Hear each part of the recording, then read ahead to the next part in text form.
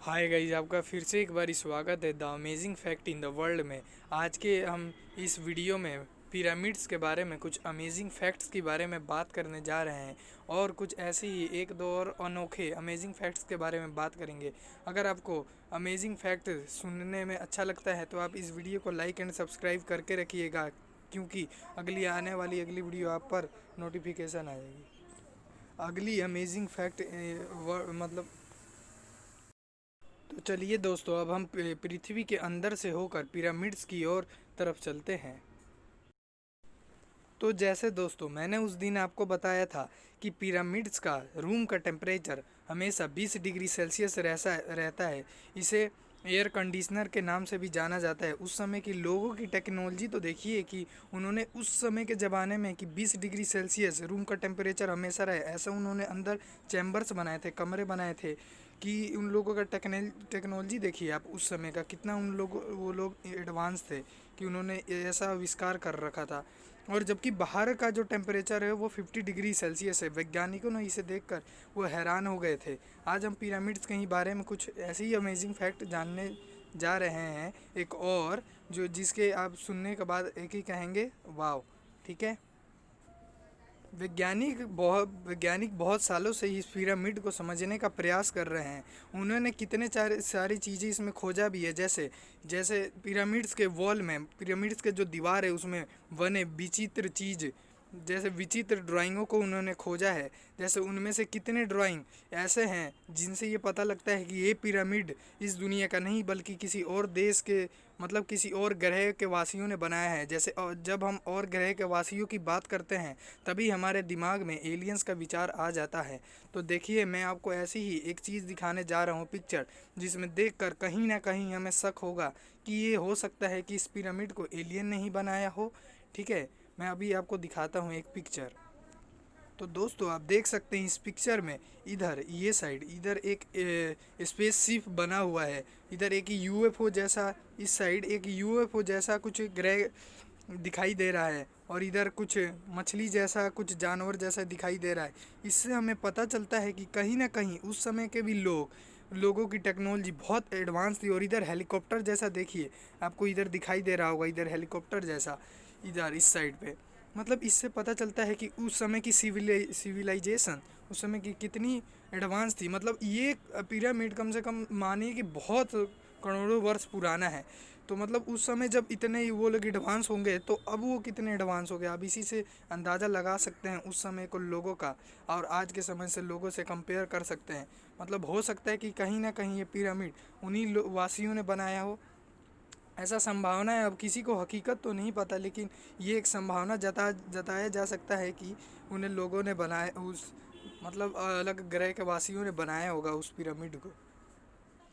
क्या दोस्तों आपको लगता है कि इस पिरामिड को बनाने में किसी और ग्रह के वासियों का ही हाथ है, या अपने ग्रह के ही लोगों ने ही बनाया? मेरा तो कहना है कि और ग्रह के वासियों का हाथ है, क्योंकि इस पिरामिड में जो पत्थर यूज़ करे गए हैं, उसमें जो पत्थर हैं जो वो इतने ज़्यादा टन के होते हैं। मतलब समझिए कि कोई कोई 22 टन का है पत्थर, कोई कोई 30 टन का है।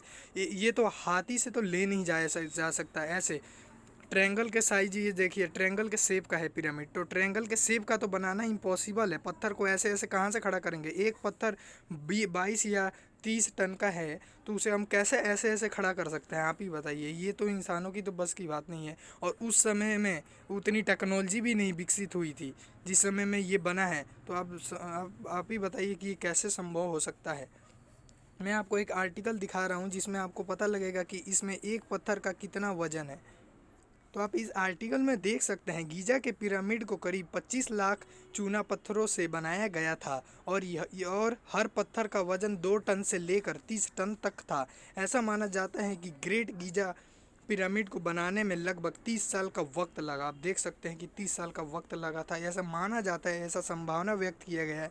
लेकिन दो से, मैंने जैसे कहा कि आपको 2 से लेकर 30 टन तक के पत्थरों का यूज किया गया था। इसे ही आप समझ सकते हैं कि उस समय के लोग कितने एडवांस थे। जबकि आज की जो टेक्नोलॉजी है, आज की टेक्नोलॉजी में जब टेक्नोलॉजी में जो बिल्डिंगें बनाई जाती हैं उसमें 16,500 वो 16,500 किलो के पत्थर को उठा सकती हैं या 18,000 किलो के पत्थर को उठा सकती हैं। उससे ज़्यादा ये किलो के पत्थर को उठा ही नहीं सकती। आज के टेक्नोलॉजी में भी संभव नहीं है कि वो 2 टन के भी पत्थर को उठाए, चाहे वह 30 टन के पत्थर को उठाए। जब ये आज संभव नहीं है तो आज से मतलब समझिए कि करोड़ों वर्ष पूर्व ये कैसे संभव हो पाया। आप ही बताइए, मुझे कमेंट में लिख कर ज़रूर कमेंट करिएगा कि ये कैसे संभव हो पाया। अगर आपको इसी से जुड़ी और भी इंटरेस्टिंग फैक्ट चाहिए तो आप मुझे पिरामिड से जुड़ी तो आप मुझे वो कमेंट करके बता दीजिए। तो दोस्तों अब हम फैक्ट नंबर 2 की तरफ बढ़ते हैं, जहां आप इधर देख सकते हैं कि 2 महासागर हैं। एक है प्रशांत महासागर और एक है हिंद महासागर, जो दोनों एक साथ मिल रहे हैं। तो आप देख सकते हैं ये दोनों एक साथ मिलते हुए भी मिश्रण नहीं हो रहे, एक साथ घुल मिल नहीं रहे, लेकिन आप देख सकते हैं ये प्रकृति का अद्भुत नज़ारा, जिसमें एक समुद्र प्रशांत महासागर, हिंद महासागर इधर है।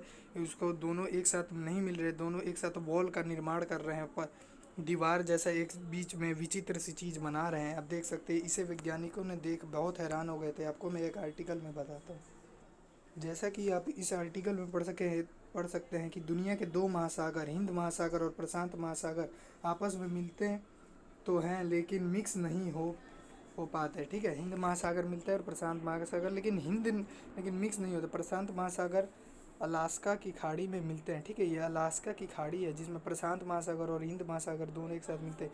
ये एक रहस्यमय चीज़ है, ये अभी भी रहस्यमयी बन रखी है कि ये क्यों नहीं मिलते हैं दोनों एक संग। तो दोस्तों कोई लोग कहते हैं कि इसमें एक जगह खारा पानी है और एक जगह मीठा पानी है, इसीलिए नहीं मिल पाते हैं, लेकिन इसका असली कारण कोई नहीं जानता है कि ये क्यों नहीं मिल पाते। इसका आखिर में रहस्य क्या है। अगर आपको ये पता है, अगर आप अपने संभावना व्यक्त करना चाहते हैं तो आप कमेंट में लिख सकते हैं, हम पढ़ेंगे। ठीक है, जब तीसरे फैक्ट की तरफ बढ़ते हैं, तो दोस्तों आ गया है अब हमारा फैक्ट नंबर 3। अगर दोस्तों मैं आपसे पूछूं कि अगर हमारा जो ये गैलेक्सी है जिसमें सारे ग्रह रहते हैं, जिसमें 9 ग्रह रहते हैं अपने, सूर्य, शुक्र ग्रह, मंगल ग्रह, बृहस्पति ग्रह, मार्स वगैरह, ये सब है, सैटर्न, प्लूटो, ये सब रहते हैं, तो उसमें ये सब एक गैलेक्सी में ही तो रहते हैं, मतलब गैलेक्सी में ही तो रहते हैं, तो ये सब एक गैलेक्सी में ही तो बंद कर रहते हैं। तो इस गैलेक्सी को क्या कहते हैं। हम देखिए, एक हमारा एक पृथ्वी ही नहीं है, मतलब इसमें बहुत सारे चीज़ रहते हैं। पृथ्वी से भी बाहर बहुत सारे प्लेनेट, और ये सारे प्लेनेट जितने इसके बाहर है प्लेनेट, ये सारे प्लेनेट भी एक गैलेक्सी में रहते हैं। और ये गैलेक्सी, जैसे हमारा गैलेक्सी का नाम है मिल्की वे गैलेक्सी। मिल्की वे गैलेक्सी से सबसे बड़ा गैलेक्सी अब तक कौन खोजा गया है, उसका नाम है ये IC1101।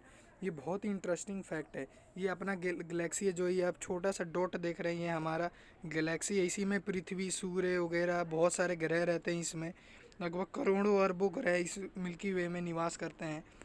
और ये है अपना IC1101 गैलेक्सी, ये देख सकते हैं आप इधर, ये मिल्की वे गैलेक्सी।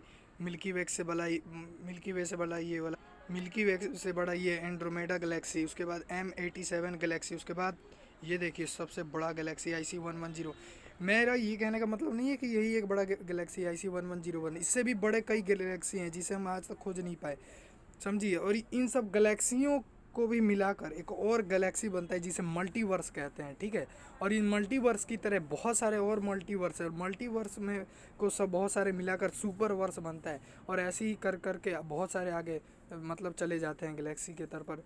अभी हम कहाँ हैं, अभी तो हम इन सब गैलेक्सियों में धूल के कण के बराबर भी नहीं हैं हम इंसान।